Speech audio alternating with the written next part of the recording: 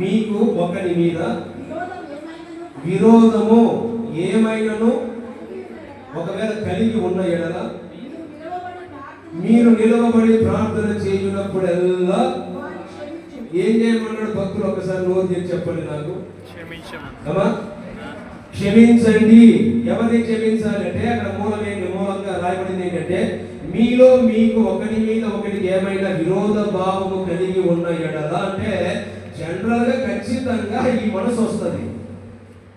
పాట పాడే దగ్గర వస్తుంది, పరిచయం దగ్గర వస్తుంది, అదేదా ఖచ్చితంగా ఒకరి మీద ఒకరికి విరోధ భావం కలుగుతుంది కొన్ని సందర్భాలలో.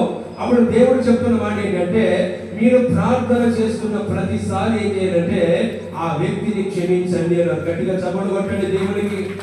సంతోషంగా. ఇంకొక మాట కూడా గమనించండి. లూకా సువార్తమానం 6వ అధ్యాయం 38వ మాట. లూకా సువార్తమానం 6:38. త్వరగా. క్షమించండి అప్పుడు మీరు క్షమించబడతారు. కొలస్సీ పత్రిక 3:13. కొలస్సీ పత్రిక 3:13.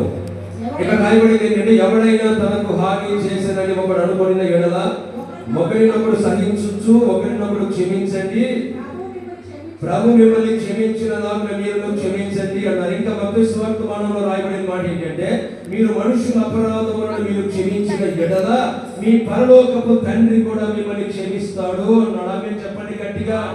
హల్లెలూయా. ఇంకొక చిన్న మాట చెప్పమంటారా? ఒకవేళ లోకంలో లోక సంబంధంగా ఒక వ్యక్తి క్షమించలేనటువంటి తప్పు చేసి న్యాయస్థానం ముందు దోషిగా నిలబడ్డారు అనుకోండి. ఒకవేళ ఆ న్యాయస్థానము కనుక ఆ వ్యక్తికి మరణ శిక్ష విధించిందని అనుకోండి. ఆ వ్యక్తి ఏం కోరుకుంటాడో? త్వరగా నన్ను ఉదేశేయాలని కోరుకుంటాడా?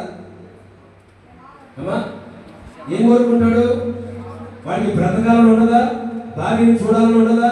పిల్లల కోసం ఏదో డబ్బు సంపాదించాలని ఆశ ఉండదా? అంటే ఇలాంటివన్నీ ఉంటాయి. మరి అలాంటి వ్యక్తి ఏం కోరుకుంటాడంటే తను ఎంత ఘోరమైన పొరపాటు చేసినా, ఎంత తప్పు చేసినా, ఒకవేళ క్షమించరానటువంటి తప్పే, నేరమే, ఒకవేళ నరహత్యనే జరిగించినా ఆ వ్యక్తి కోరుకునేది ఏంటంటే నన్ను క్షమిస్తే బాగుంటుంది, న్యాయస్థానము జడ్జి గారు నన్ను మన్నిస్తే బాగుంటుంది, క్షమాభిక్ష పెడితే బాగుంటుంది అని కోరుకుంటారు. కనుక ప్రభుత్వాలు కూడా ఆ మనస్సును గుర్తించి ఏం చేస్తాయి? కొన్ని సందర్భాలు ఆగస్టు 15కి కానీ, లేదా రిపబ్లిక్ డే దినోత్సవంలో కానీ, లేదా కొన్ని మంచి దినాలు ఉంటాయి చూడండి, గొప్ప వ్యక్తులు పుట్టిన దినాలు. ఆ రోజున ఇలాంటి నేరస్తులందరికీ క్షమాభిక్ష అనేది ఒకటి పెడతారు. అవునా కాదా? ఎందుకు అంటే అదిగో